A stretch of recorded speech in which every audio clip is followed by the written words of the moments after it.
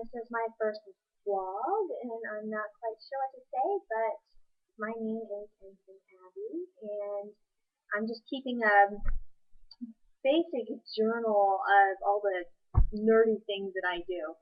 And I guess the reason why I want to do that is because I'm a major geek. I absolutely love Star Trek. I love Castle. I love Fringe.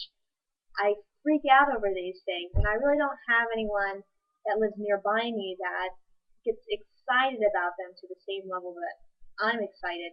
And nobody really wants to hear about my geekiness on Facebook or at my work or anything like that. So I thought I'd just kind of keep a record of what I'm up to in my little fandom world and let you all in on it. My lovely Tumblr followers.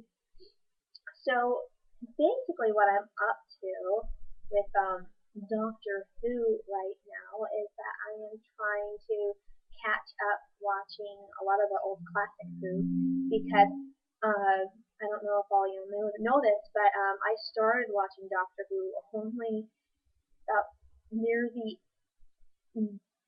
about the beginning of July, so only a few months ago did I really start watching Doctor Who. And I had heard about it for a while because I had a couple of friends, Mara Fig, she's on Tumblr, so you gotta check her out. She's the one who was on my case for a really long time about watching Doctor Who because she knew that I was a sci-fi fan and I was into Star Trek and Firefly.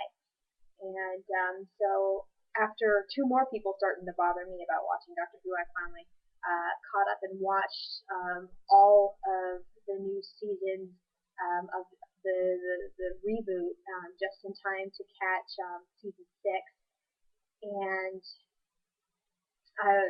it's awesome. I can't imagine a better fandom to be a part of because just like Star Trek, there's so many intricacies of the world that has a lot of thought put into it. And oh, hey, here's my cat. Hi, cat. This is Belle, by the way. Say hi, Belle. And yeah, it's a complicated world. There's a lot of different characters, and they're all enmeshed with each other's lives. And there's a whole bunch of different species and all sorts of sciencey things going on. So you can sit here and study Doctor Who for ages and ages and ages and never really find out everything. So once I kind of finished watching the reboot, I wanted to go back to the classic Who because just in general, I'm really interested about the psychology and the background of the character. And the Doctor, I mean, he's 900 years old, and you're only really being introduced to him about the time that he meets Rose and the reboot. So you're like, what has he been up to? What has turned him into the person that he is? And so I really wanted to go back and see kind of how he's evolved as a character over the last, what is it, 33 seasons now total? It's ridiculous. So I've been kind of going through all the Doctors. I watched William Hartnell on a couple of adventures. Specifically, I watched all the way through the Aztecs, which I actually found that really interesting. I liked that one. And then I went through Patrick Troughton, the second Doctor, and I'm actually really fond of him. Actually, he gets really loud and kind of he starts wringing his hands when he gets all nervous. I really like him, and I watched him in several episodes. And then Pertwee, I watched him, Doctor 3. I've watched him in several serials. I've watched The Green Death, where Joe leaves him, and that was really sad, actually.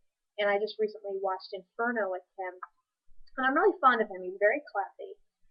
Right now, I am going through a whole bunch of different Tom Baker episodes that I found at the library, and I watched The Horror of Fang Rock a couple days ago, and it wasn't the best of actual stories. There wasn't a lot going on. Yeah, I would say that it could have been turned into 2 episodes tops without all that draw out. But Tom Baker had some great moments. He called the alien an oyster face, which I thought was hilarious. So right now I'm in the middle of watching the image of the Fen doll, which has a glowing skull. I think the reason why I like this episode a lot because you could tell that Quality is a little bit different. The editing is a lot tighter. So just in general, like the directing and the writing is not as sloppy as it's really quick on its feet. It's not sci-fi effects heavy, so I really like that. Um, Tom Baker is hilarious in this episode, so and the side characters are actually pretty entertaining too. So I'm working on that right now, and so that's kind of what I'm up to in the Who world.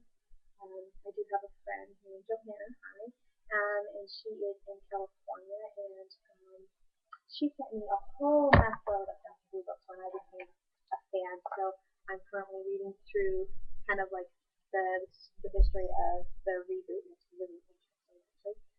And so I'm going through that, and as a thank you, I made her I painted plaque with the TARDIS on it for Christmas. And my friend Monica in Puerto Rico, she wanted to have one too, so I'm currently working on those. So I'm doing a little bit of artwork. And what else? I guess it's kind of what I'm going through is that area. And then fanfic wise, I have been writing several Dr. Rose fanfics, but I had to take a break for a little bit. And right now I'm going back to my Enigma fanfic. I was actually really heavy into Enigma fanfiction about 6-7 months ago. I'm still a really big fan. I still think it's super awesome, but Dr. Who kind of took over my brain, so I totally forgot about the fact that I was writing an 8-part series, and only recently did some notifications from fanfiction.net remind me that I had kind of an obligation to finish the series, so I'm actually trying to push through and finish that. And so that's kind of what's up in the fanfic world right now, and that's the husband. So anyway, so that's what's going on. I hope you enjoyed yourself, and I will get back to you on what I think about the end of the Image of the End All. And I do have several